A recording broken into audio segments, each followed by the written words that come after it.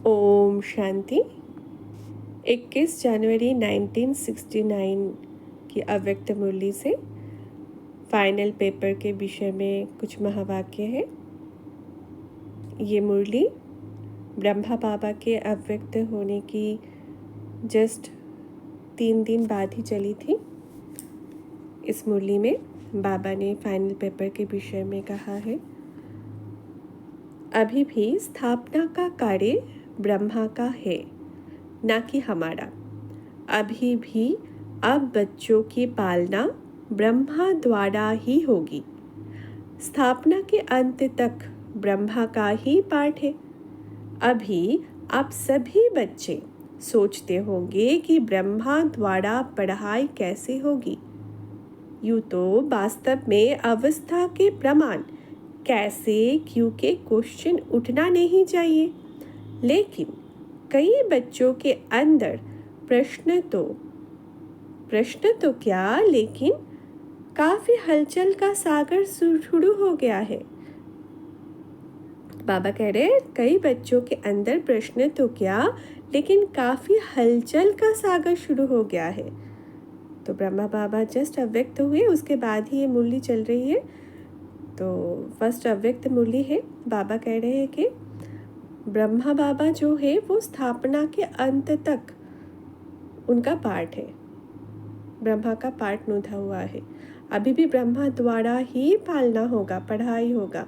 और जो बच्चों की मन में बहुत सारे बच्चे और बहुत सारे सवालों में घिर गए थे ना, हलचल में भी आ गए थे। तो बाबा कह रहे हैं कि वास्तव में तो अवस्था के प्रमाण कैसे क्यों, ये क्वेश्चन हमें उठना नहीं चाहिए, क्योंकि बाबा हमेशा क्या बोलते हैं कि हमें प्रश्न चित्त नहीं प्रसन्न चित्त बनना है। और भी एक बात बोलते हैं बाबा कि क्यों करोगे तो क्यों में फंस जाओगे, क्यों में आ जाएंगे, लाइन में आ जाएंगे ना, पीछे आ जाएंगे। तो हमें प्रश्न नहीं, ड्रामा का कोई भी दृश्य को देखते हुए मन में प्रश्न नहीं उठना चाहिए, क्योंकि हम ही वो बच्चे हैं ना जिनको ड्रामा का सारा राज पता है। तो हमें प्रश्न में नहीं फंसना है। मगर उस समय क्या हुआ था कि बच्चे काफ़ी हलचल में आ गए थे, वही बाबा बोल रहे हैं। लेकिन कई बच्चों के अंदर प्रश्न तो क्या, लेकिन काफ़ी हलचल का सागर शुरू हो गया है। ये पहला पेपर बहुत थोड़े ने पास किया। तब जो पेपर हुआ था, जो ब्रह्मा बाबा अव्यक्त हुए, बाबा क्या कह रहे हैं कि ये पहला पेपर बहुत थोड़े ने पास किया, कुछ तो धीरज रखो। जब अविनाशी ज्ञान है, अविनाशी पढ़ाई है, तो फिर ये प्रश्नों की हलचल क्यों? बाबा पूछ रहे हैं, ये प्रश्न की हलचल क्यों? निश्चय नहीं है क्या बच्चे? तो बाबा कह रहे हैं, फिर भी उसी हलचल को शांत करने के लिए समझा रहे हैं। जब अविनाशी ज्ञान है, अविनाशी पढ़ाई है, तो फिर ये प्रश्नों की हलचल क्यों? फिर भी बाबा को क्यों पता है कि बच्चों के मन में हलचल है। तो बाबा क्या बोल रहे हैं, फिर भी उसी हलचल को शांत करने के लिए समझा रहे हैं। क्लास जैसे चलती है वैसे ही चलेगी। क्या सुनाएंगे? जो ब्रह्मा का तन मुकर्रर है, तो मुरली उसी के तन द्वारा जो चली है वही मुरली है। जो ब्रह्मा का तन मुकर्रर है, तो मुरली उसी के तन द्वारा जो चली है वही मुरली है। अभी तक तो वही हो रहा है ना। आगे बाबा बोल रहे हैं, और संदेशियों द्वारा थोड़े समय के लिए जो सर्विस करते हैं उनको मुरली नहीं कहा जाता है। संदेशिया जो जाते थे ना सूक्ष्म वतन में, फिर संदेशिया बहुत सारे साक्षात्कार होते थे और संदेश लेकर फिर वापस आके वो बोलते थे। तो बाबा क्या कह रहे हैं कि जो संदेशियों द्वारा थोड़े समय के लिए जो सर्विस करते हैं उनको मुरली नहीं कहा जाता है। उस मुरली में जादू नहीं है, बाप दादा की मुरली में ही जादू है।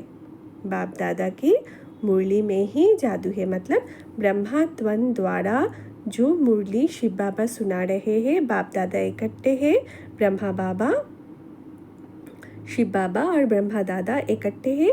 बाप दादा एक साथ जो मुरली सुना रहे हैं, तो ब्रह्मा बाबा की मुरली में ही, बाप दादा की मुरली में ही वो जादू है।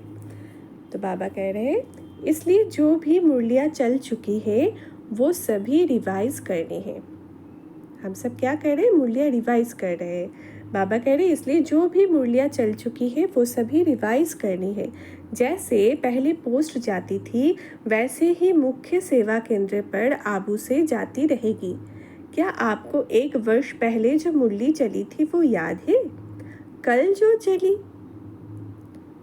जो चली होगी वो भी याद नहीं होगा। कोई पॉइंट्स ऐसी है जो कई बार पढ़ने से भी बुद्धि में नहीं ठहरती। इसलिए मुरली और पत्र का जैसे कनेक्शन होता है वैसे ही होगा। जैसे आप मधुबन में रिफ्रेश होने आते हो वैसे ही आएंगे। बाबा देखो सारा डायरेक्शन दे रहे हैं, ये कैसे कारोबार ये चलेगा, ये यज्ञ कैसे चलेगा। आगे बाबा ने कहा क्या करे, किससे मिलने आवे। अब फिर ये प्रश्न उठता है किससे रिफ्रेश होंगे? जो लक्की सितारे हैं अर्थात जो निमित्त मुख्य है उनके साथ पूरा संबंध जोड़कर जो भी आपके सेवा केंद्र की रिजल्ट है, समस्याएं है, जो भी सेवा केंद्र की उन्नति है, जो भी नए नए फूल उस फुलवाड़ी से खिलते हैं, उनको भी संगठन का साक्षात्कार कराने मधुबन में ले आना है। साथ साथ ऐसे संगठन के बीच बाप दादा निमित्त बनी हुई संदेशी द्वारा पूरी सेवा करेंगे। बाबा ने क्या कहा? साथ साथ ऐसे संगठन के बीच बाप दादा निमित्त बनी हुई संदेशी द्वारा पूरी सेवा करेंगे। आगे बाबा ने कहा अभी कोई और प्रश्न रहा? आप सोचते होंगे कि लोग पूछेंगे कि आपका ब्रह्मा बाबा 100 वर्ष से पहले ही चला गया। ये तो बहुत सहज प्रश्न है, कोई मुश्किल नहीं। किसी को ये प्रश्न का सामना भी करना पड़ा ना कि ब्रह्मा बाबा 100 वर्ष से पहले चला गया। तो बाबा कह रहे ये तो बहुत सहज प्रश्न है। 100 के नज़दीक ही तो आयु थी। बाबा की आयु तो 100 के नज़दीक ही थी।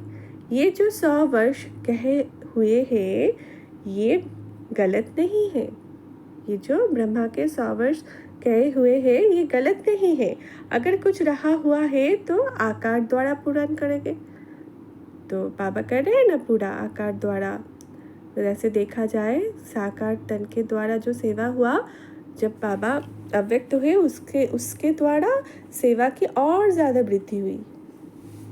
तो वही बाबा कह रहे हैं अगर कुछ रहा हुआ है तो आकार द्वारा पूरा करेंगे। 100 वर्ष ब्रह्मा की स्थापना का पाठ है, वो तो 100 वर्ष पूरा होना ही है। बाबा क्या कह रहे हैं?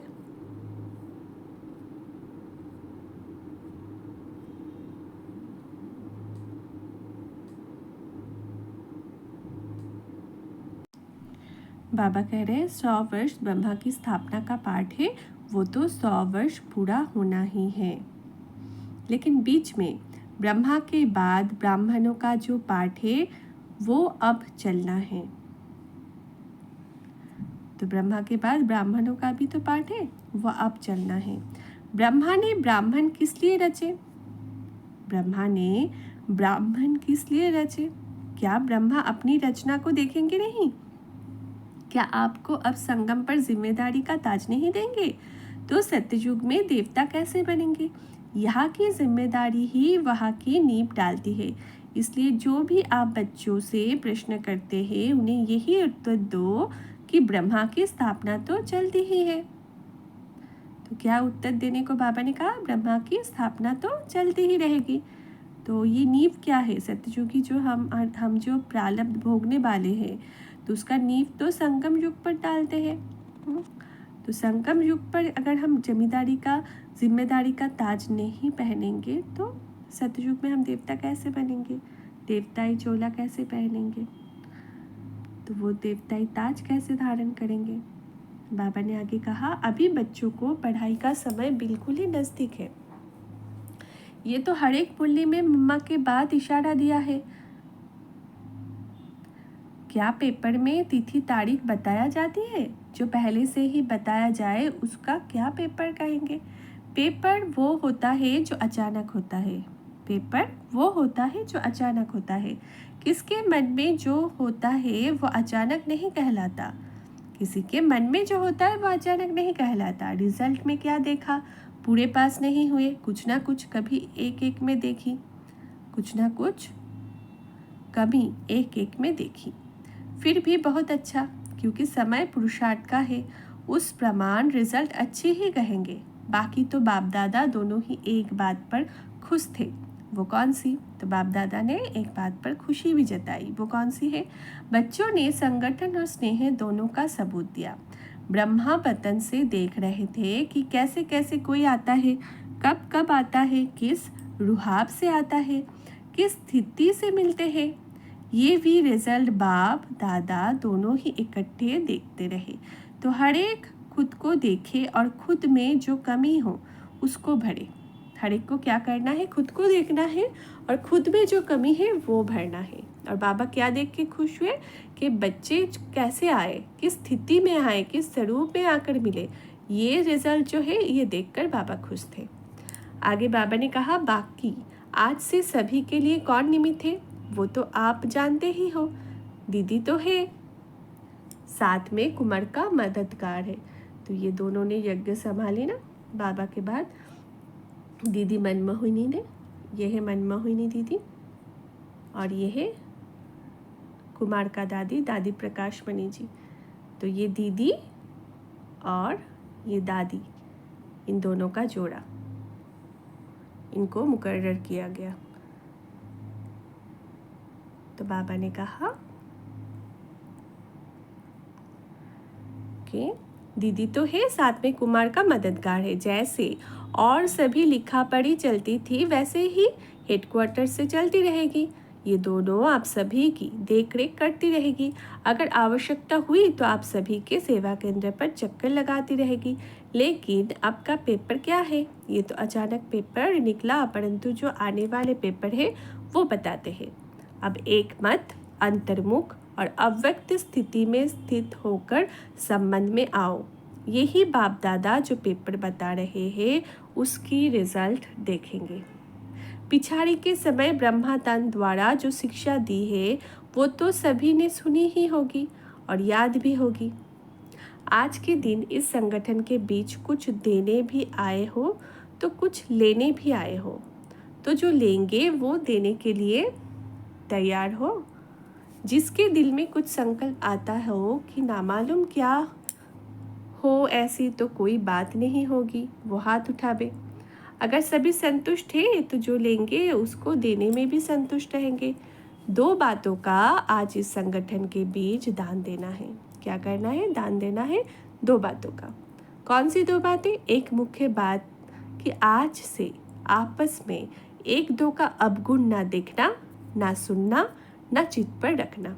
अगर कोई बहन या भाई की कोई भी बात देखने में आए तो निमित्त बने हुए जो है उनके द्वारा उनको इशारा दिला सकते हो। तो क्या पहले दान देने को बाबा ने कहा 2 बातों में। पहला क्या है? आज से आपस में 1-2 का अवगुण ना देखना, ना सुनना, ना चित्त पर रखना है। दूसरी बात, कई लोग आपके निश्चय को डगमग करने के लिए बातें बोलेंगे, आवाज़ फैलाएंगे कि अब देखो ये संस्था कैसे चलती है। लेकिन उन लोगों को ये मालूम नहीं कि उन्हों का आधार अविनाशी है। दूसरा, ये भी ध्यान में रखना कि कोई भी हिलाने की कोशिश करे तो जैसे आप बच्चों का कल पहले का गायन है, अंगद के समान पाँव को नहीं हिलाना है। तो ये निश्चय का निशाना है ना, अंगद हमारा मिसाल है ना। अंगद के पैर को कितने भी हिलाने की कोशिश किया गया था मगर वो हिला नहीं। तो बाबा क्या कह रहे हैं? हमें भी दूसरी क्या बात हमें याद रखनी है, क्या दान देनी है कि ये भी ध्यान में रखना कि कोई भी हिलाने की कोशिश करे तो जैसे आप बच्चों का कल्प पहले का गायन है, अंगद के समान पाँव को नहीं हिलाना है। ऐसे निश्चय बुद्धि अडोल एक रस हो जो आने वाले लास्ट पेपर है उस पे पास होंगे। ऐसे निश्चय बुद्धि अडोल एक रस ही जो आने वाले लास्ट पेपर है उसमें पास होंगे।